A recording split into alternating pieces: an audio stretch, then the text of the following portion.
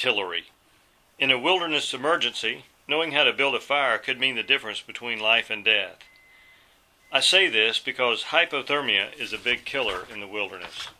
In fact, it's probably the leading killer of those who die in the wilderness.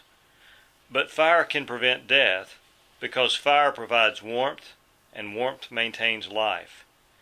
Your body temperature is normally 98.6 degrees Fahrenheit. If that temperature drops by 6 degrees or more, you cease to be able to care for yourself. By helping you maintain your body temperature when you're cold and wet, a fire can prevent hypothermia and keep you alive. The way I see it, emergency fire-making skills and equipment are to the outdoors enthusiast what swimming skills and life jackets are to the boater.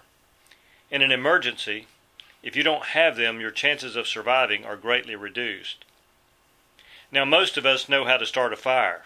Plenty of matches and some charcoal lighter will do the trick, right?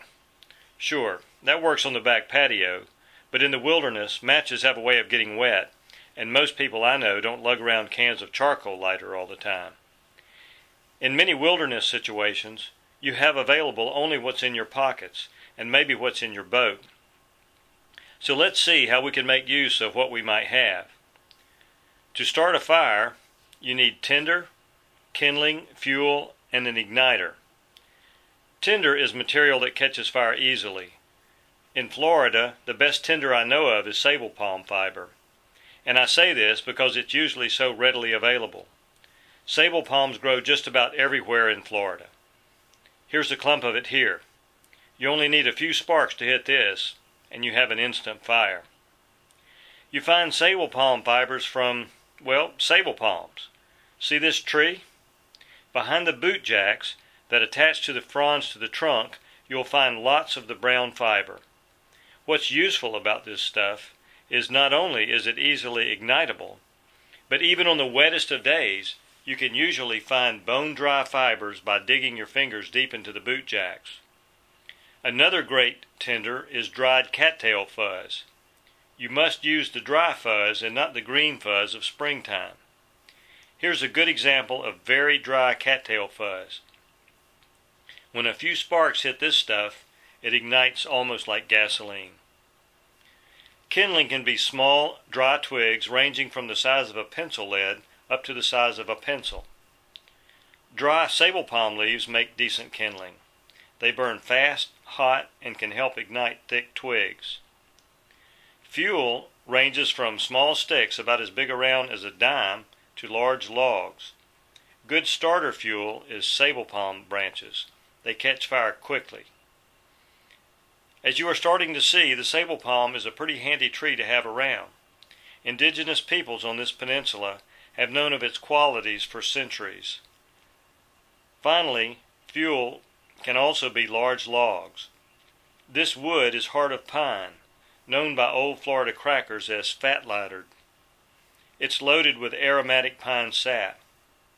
You'll know it by its strong piney smell. It burns well and gives off a black, aromatic smoke. A large lightered stump will burn all night. The last item on the list is an igniter. Here is a magnesium fire starter. It is flint embedded in a block of magnesium.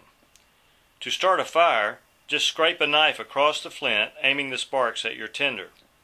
You can actually use your knife to shave off scrapings of the magnesium metal. When sparks hit these, they burn white hot, helping to ignite your tinder. In my experience, though, with good tinder, you don't need to bother shaving off magnesium metal. The good thing about a magnesium fire starter is that, unlike matches, you can get it wet and it will still work. Just dry it off and start your fire. I always carry a fire starter and a knife when I'm in the wilderness, especially if the weather is cold or could turn cold. Okay, so now let's actually start a fire.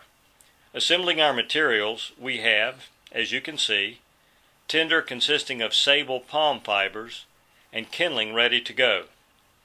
Next, we'll use the magnesium fire starter to light the tinder. This photo was taken about 5 seconds after I hit the bundle with one spark from the magnesium fire starter. Next, we'll add some sable palm leaves for kindling. and then we'll add some small twigs for more kindling. This fire is less than a minute old. If you want to start a fire easily every time, use good dry materials. Wet or green stuff won't work. Finally, I've added some sable palm branches for small fuel. This whole process took maybe 2 or 3 minutes to get the fire to this point. If you were wet, cold, and stranded, this fire could well save your life. But what if you don't have a magnesium fire starter? My advice is have one and carry it at all times, along with your knife. But if you don't have one, there are other ways to ignite tinder. Got a battery in your vehicle or boat? Use jumper cables or strip wires out of your vehicle or boat to connect to the battery. Keep the battery a safe distance away to avoid an explosion from possibly leaking battery fluid. Then hook the leads to the positive and negative poles and touch them together to ignite your tinder. Then build your fire the way I just showed you. No car or boat battery? Got flashlight batteries? Got steel wool anywhere? Try this. Touch the steel wool to the positive and negative ends of the battery and watch it burst into flames. Use the steel wool as tinder or use it to ignite your tinder. This works best with at least D batteries. A small 9-volt battery works well too. I hope you found these tips useful. They may save your life one day. You'll find this information and more in my book, Surviving the Wilds of Florida. It was written with you in mind, the Florida outdoors enthusiast. As far as I know, it's the only survival book that focuses specifically on Florida. Some of its ideas, however, are universal. For example, if you're not from Florida, to start a fire, use the tinder, kindling, and fuel found in your area. Until next time, have fun and stay safe. This is Reed Tillery reminding you there's always another adventure.